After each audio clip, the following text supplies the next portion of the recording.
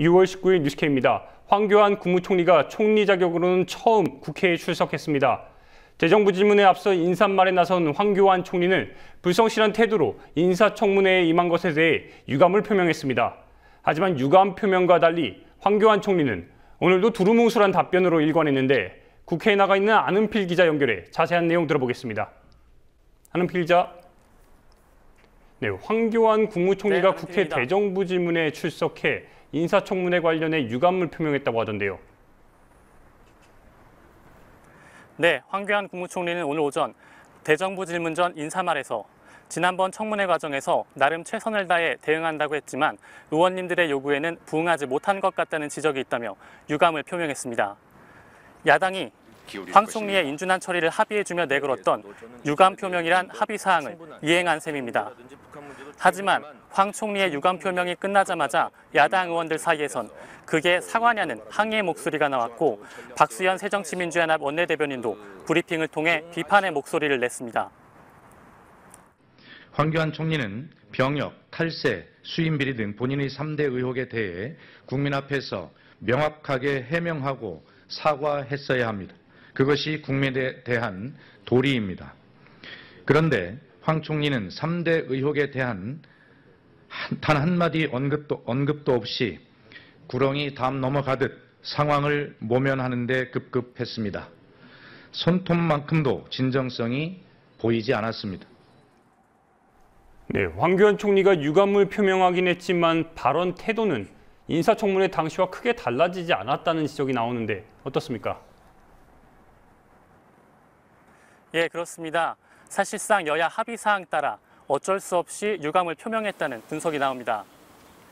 황 총리는 대정부 질문에 나선 의원들의 질문에 명확한 답변을 하기보다는 정부 당국이 열심히 노력 중인 것으로 알고 있다, 대화로 풀겠다 등 여전히 두루뭉술한 답변으로 일관했습니다. 총리로 취임한 지 얼마 지나지 않아 업무 파악이 미진한 것으로 볼 수도 있지만 동시에 책임을 회피하는 듯한 태도로 비치기도 했습니다. 당국 간의 노력도 진행을 하고 있습니다만은 의원님 아시는 것처럼 여러 가지 어려움이 있습니다. 그래서 우선은 좀 실현 가능성이 있는 민간 교류와 협력, 지원 등으로부터라도 시작을 하자. 그래서 두 가지 방향을 같이 모색하고 있는 것으로 알고 있습니다.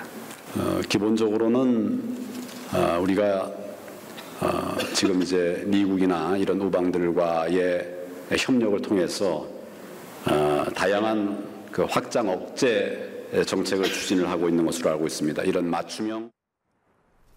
네, 황교안 총리가 메르스 컨트롤 타워를 하겠다고 그랬는데 정부의 메르스 초기 대응에 대해서 사과를 하기도 했죠.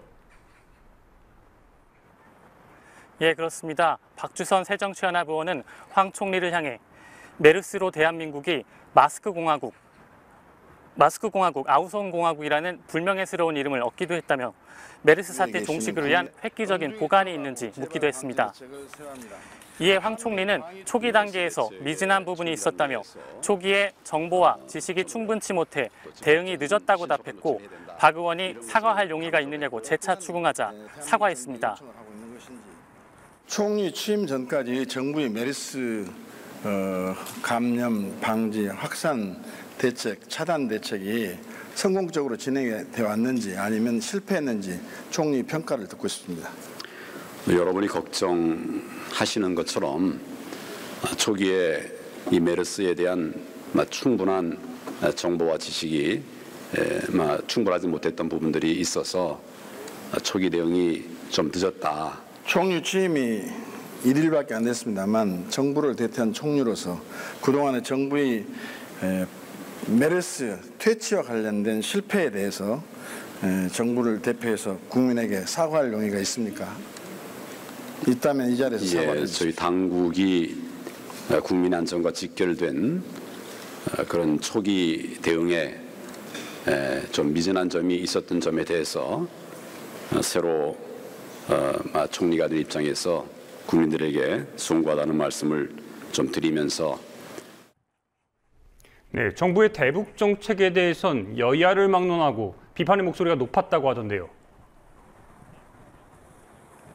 예, 김영우 새누리당 의원은 황교안 총리를 향해 남북 간 접점이 없는 평행선을 달리는 느낌이라며 정부의 소극적인 태도를 질타했습니다.